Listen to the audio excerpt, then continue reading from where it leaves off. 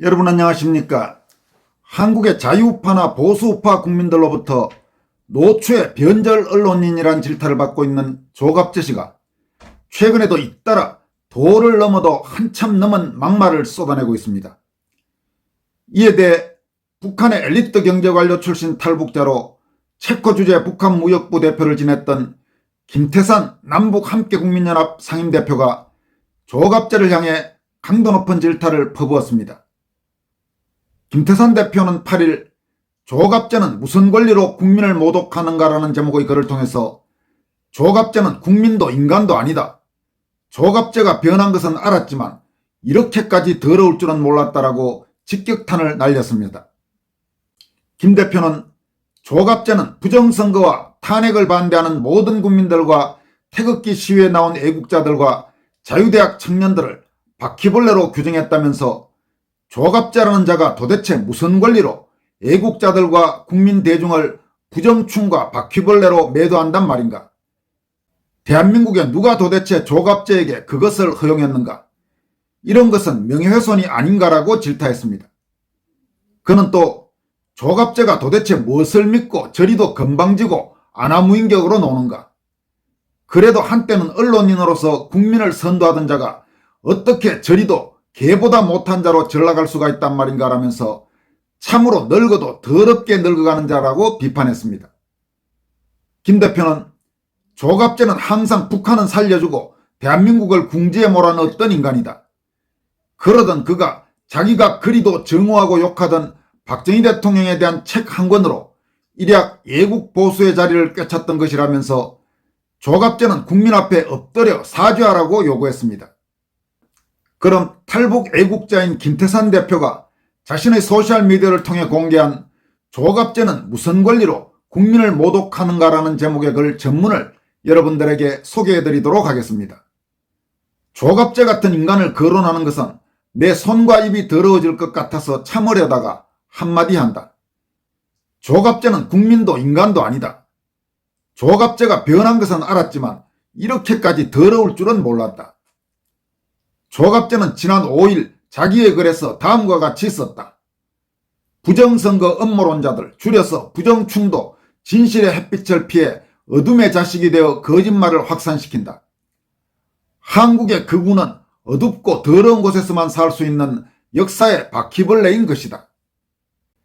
보다시피 조갑재는 부정선거를 밝히라고 요구하는 애국자들과 국민들을 부정선거 음모론자로 몰다 못해 부정충, 즉 부정한 벌레들로 몰아갔다. 둘째로 조갑재는 한국의 애국자들을 극우로 몰다 못해 부정한 바퀴벌레로 몰아갔다. 결국 조갑재는 부정선거와 탄핵을 반대하는 모든 국민들과 태극기 시위에 나온 애국자들과 자유대학 청년들을 바퀴벌레로 규정했다. 아니 조갑재라는 자가 도대체 무슨 권리로 애국자들과 국민 대중을 부정충과 바퀴벌레로 매도한단 말인가? 대한민국에 누가 도대체 조갑재에게 그것을 허용했는가? 이런 것은 명예훼손이 아닌가? 조갑재가 도대체 무엇을 믿고 저리도 건방지고 아나무인격으로 노는가? 그래도 한때는 언론인으로서 국민을 선도하던 자가 어떻게 저리도 개보다 못한 자로 전락할 수가 있단 말인가? 참으로 늙어도 더럽게 늙어간 자다. 여러분, 조갑재의 이번 이 망발과 관련해서 정말 사람이 어떻게 저렇게 아주 추하게 타락할 수가 있나라는 생각을 하게 됩니다. 그러니까 지금 부정선거 의혹을 밝히라 이렇게 요구하는 국민들, 그리고 윤석열 대통령 탄핵의 문제점을 촉구하는 국민들, 이런 국민들을 지금 이 조갑재는 거의 바퀴벌레 수준이니 그군이 있다 이 소리를 하고 있는 겁니다. 조갑재가 지금 한국의 자유우파, 보수우파, 애국시민들을 극우 운운하는 걸 보면 참 세상이 많이 바뀌었다 이런 생각을 하게 됩니다. 여러분도 아시다시피 조갑재야말로 그동안 소위 극우로 그렇게 많이 불리던 자입니다. 이런 자 입에서 지금 이 우파 안에서 자기와 생각이 다르고 자기를 비판한다 해서 자유우파나 보수우파 국민들을 극우 운운하면서 그야말로 아주 저질좌익이 쓰는 용어들을 사용해가면서 그렇게 매도하고 있는 겁니다. 저쯤 되면 조갑재는 이제 절대로 무슨 보수 농객이니 이따위 그런 호칭을 붙여주면 안 됩니다. 요즘 보면 한국의 좌익 매체들이 조갑제가 한국의 보수우파 자유우파 쪽을 욕하니까 자기들 입맛에 맞으니까 열심히 지금 조갑제를 방송에도 출연시키고 무슨 보수 농객인데도 이렇게 이야기한다 이런 식으로 이야기하는데, 분명히 지금 조갑제는 이제 보수 농객 운운하는 타이틀을 붙여줄 수 있는 영역의 자가 아닙니다. 오히려 웬만한 좌익 세력보다 훨씬 더 악랄하고 아주 저질의 그런 인간이 이제 조갑제라고 할 수 있습니다. 그런 부분에 대해서 조갑제가 적어도 한국의 보수우파나 자유우파에서는 이미 설 자리를 잃었습니다만은 아예 설 자리를 완전히 없애도록 철저히 응징해야 할 것입니다. 그리고 가능하다면 조갑제가 그동안 한국의 애국시민들로부터 받았던 후원금을 내놓으라고 그렇게 요구할 필요도 있습니다. 물론 현실적으로 그게 가능한지의 문제와는 별도로 분명히 조갑제는 오랫동안 한국의 보수우파, 자유우파, 애국시민들로부터 상당한 후원, 지원을 받은 걸로 알려지고 있습니다. 그리고 조갑제를 잘 아는 사람들 중에는 조갑제가 유난히 돈 문제에 민감하다 이렇게 정언하는 분들도 꽤 계십니다. 그러니까 조갑제 보고 지금 네가 하는 그따위 말을 듣기 위해서 귀한 돈을 당신한테 준 게 아니다라면서 그동안 후원했던 돈에 대해서 다 토해내라 이렇게 요구하는 것도 필요하다는 그런 목소리도 나오고 있습니다. 김태산 대표는 이어서 다음과 같이 말하고 있습니다. 어떤 사람들은 조갑제가 한때는 정의를 선도한 애국자였다고 말하는데 모르는 소리다. 그는 원래부터 대한민국 정부를 비판하는 것으로 마치도 정의로운 인간처럼 비추어졌을 뿐 북한의 독재자를 도와준 인간이다.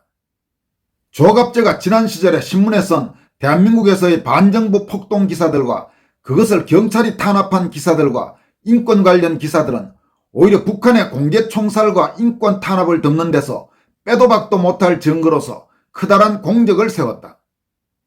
북한은 유엔을 비롯한 국제사회에서 자기들의 인권 탄압 문제가 제기될 때마다 조갑제가 쓴 신문의 증거들을 전면에 걸고 오히려 대한민국을 인권의 불모지로 몰아가곤 했다. 즉 조갑제는 항상 북한은 살려주고 대한민국을 궁지에 몰아넣었던 인간이다. 그러던 그가 자기가 그리도 정오하고 욕하던 박정희 대통령에 대한 책 한 권으로 일약 애국보수의 자리를 꿰찼던 것이다. 물론 나를 욕할 사람도 있겠지만 한국인들은 정말로 애국자와 반동도 분간을 못하는 멍청한 사람들이다. 즉 똥과 된장도 분간을 못한다. 이것을 순진하다고 봐야 하겠는지 아니면 어리석다고 봐야 할지는 모르겠다. 그것이 아니라면 조갑제가 부정선거를 반대하는 애국자들을 부정충, 즉 나쁜 벌레라 하고 또 애국자들을 더러운 바퀴벌레라고 한 것을 알았으면 분노하여 주먹을 쥐고 썩은 계란 한 알이라도 던져야 할 것 아닌가. 그런데 아무도 어느 누구도 꿈틀하는 개인도 단체도 없다. 그렇게 많은 보수우파 단체들은 모두 뭐하고 있는가? 이러니까 조갑제 같은 자가 감히 대한민국의 국민대중과 애국자들을 바퀴벌레라고 그리낌 없이 욕하고도 겁없이 하늘을 바라보는 것이다. 정말 대한민국의 안위를 걱정하는 국민들은 모두 부정충이고 바퀴벌레들이 옳은가? 국민을 비난할 법적인 권리는 누구에게도 없다. 조갑제는 국민 앞에 엎드려 사죄하라. 이렇게 탈북엘리트인 김태산 대표가 조갑제에 대해서 통렬한 질타를 가했습니다. 이어서 대장동 개발 비리 사건을 둘러싼 검찰의 갑작스러운 항소 포기 논란, 지금 외압 논란이 대단히 커져가고 있습니다만은 이 논란이 일파만파로 파문이 확 커지고 있습니다. 검찰 내부는 물론 정치권으로도 파문이 확산되고 있습니다. 대장동 개발 비리 사건을 수사한 검사들이 검찰 지휘부, 구체적으로는 대검과 서울중앙지검 지휘부의 부당한 지시로 항소장이 제출되지 못했다고 폭로하면서 그야말로 파문이 걷잡을 수 없이 확산되는 그런 상황입니다. 대장동 개발 비리 사건 검찰 수사팀과 공판팀은 8일 입장문을 내고 지난달 31일 대장동 개발 비리 관련자 5명에 대한 1심 선고가 있었고 수사팀과 공판팀은 항소기한 내인 이달 7일 항소장을 제출해 항소심 판단을 받고자 했으나 자정에 이르기까지 항소장을 제출하지 못했다면서 대검찰청과 서울중앙지검 지휘부가 부당한 지시와 지휘를 통해 항소장을 제출하지 못하게 했다고 폭로했습니다. 그런데 지금 한국 검찰 역사상 이 상부의 부당한 지시로 검찰 수사팀이 항소장을 제출하지 못한 것은 이번이 처음이라고 합니다. 이에 앞서 검찰은 항소 기한 만료일인 7일 자정까지 항소장을 내지 않음으로써 1심에서 징역형을 선고받고 법정 구속된 민간업자 5명, 즉 김만배, 유동규, 남욱, 정영학, 정민용에 대한 항소를 사실상 포기했습니다. 지난달 31일 서울중앙지법은 배임 혐의로 기소된 김만배와 유동규에게 각각 징역 8년을 선고하고 정영학에게 징역 5년, 남욱에게 징역 4년, 정민용에게 징역 6년과 벌금 38억 원, 추징금 37억 2200만 원을 선고했습니다. 1심 판결에 대해 피고인 측은 전원 항소했지만 항소심 재판부는 검찰의 항소 포기로 인해 불이익 변경 금지 원칙상 1심보다 더 무거운 형을 선고할 수 없게 됨에 따라 항소심에서는 1심의 형량이 그대로 유지되거나 혹은 감경될 가능성이 높아졌습니다. 검찰 수사팀과 공판팀은 1심 재판부조차도 사안에 부합하는 대법원 판례가 없다고 한 법률적 쟁점들은 물론이고 일부 사실 오인, 양형부당에 대한 상급심의 추가적 판단이 필요하다고 판단해 중앙지검 및 대검지휘부에 항소 예정 보고 등 내부 결재 절차를 이행했다면서 6일 대검지휘부 보고가 끝날 때까지도 이견 없이 절차가 마무리돼 항소장 제출만 남겨둔 상황이었다고 설명했습니다. 그러면서 하지만 모든 내부 결재 절차가 마무리된 뒤인 7일 오후 갑자기 대검과 중앙지검 지휘부에서 알 수 없는 이유로 수사팀과 공판팀에 항소장 제출을 보류하도록 지시했다면서 급기야 항소장 제출 시한이 임박하도록 어떤 설명이나 서면 등을 통한 공식 지시 없이 그저 기다려 보라고만 하다가 자정이 임박한 시점에 항소 금지라는 부당하고 전례 없는 지시를 함으로써 항소장 제출이 물리적으로 불가능하게 됐다고 밝혔습니다. 수사팀과 공판팀은 마지막 순간까지 대검과 중앙지검 지휘부가 적법 타당한 대응을 할 것이라고 믿고 내부 절차를 이행하며 기다렸다면서 결국 대검과 중앙지검 지휘부는 부당한 지시와 지휘를 통해 수사팀과 공판팀 검사들로 하여금 항소장을 제출하지 못하게 한 것이라고 강조했습니다. 대장동 개발비리 사건 공소유지를 맡았던 강백신 대구고검 검사는 검찰 내부망에 항소장 접수를 위해 법원에서 대기했으나 중앙지검 4차장 검사로부터 대검이 불허하고 중앙지검장도 불허해 어쩔 수 없다는 답변을 받았다고 말했습니다. 이처럼 수사팀과 공판팀 검사들의 반발이 커지자 정진우 서울중앙지검장은 검찰이 항소를 포기한 지 하루 만인 8일 사의를 표명했습니다. 국민의힘은 이번 사안은 사실상 정권의 방탄 기제라면서 이재명 방탄을 위한 항소 포기라고 비판했습니다. 박성훈 국민의힘 수석대변인은 논평을 통해 친명 좌장인 정성호 법무부 장관이 이 대통령 방탄을 위해 대장동 재판에 검찰 항소를 막았다면서 정치적 개입에 따른 사건 무마 시도라고 말했습니다. 박 수석대변인은 검찰이 권력 외압에 굴복해 항소 포기를 선택했다면 사실상 이 대통령 관련 재판을 포기하겠다는 선언이라고 지적했습니다. 그는 전날 강훈식 대통령 비서실장이 국회 애결위에서 이재명 재판이 재개될 경우 다른 조치가 필요하다고 언급한 것과 관련해서는 공개적인 재판 불복 선언이라고 했습니다. 검사 출신인 주진우 의원은 자신의 페이스북을 통해 명백한 탄핵 사유라면서 이번 대장동 항소장 제출 방해에 관여된 사람은 모두 책임져야 한다. 이재명 대통령, 정성호 법무장관, 노만석 검찰총장 대행 그 누구도 성역일 수 없다고 썼습니다. 이어서 공범 이재명은 국민을 빙자해 이미 1심 무죄는 항소 포기하라는 공개 지시를 했다면서 직권남용죄가 성립했다. 권력형 비리 사건에서 일부 무죄가 선고됐는데 검사에게 억지로 항소를 포기시킨 사건은 사상 최초라고 비판했습니다. 주진우 의원은 이어서 항소 포기 관여자는 국가 배상 책임도 진다. 1심 판결은 이재명 재판 중지로 피해는 전혀 회복되지 않았다고 지적한 바가 있다. 피해액 산정 방법에 따라 추징금은 더 늘어날 수 있었다. 더 많은 범죄 수익을 국고로 환수할 기회를 고의로 포기했다면서 어떻게 이룬 대한민국의 자유민주주의인데 범죄자들이 이렇게 망치나라고 반문했습니다. 그는 또 이 대통령이 자정발 비상계엄으로 법무, 검찰의 기능을 멈춰 세웠다면서 이 폭거를 뼈저리게 후회할 날이 올 것이라고 비판했습니다.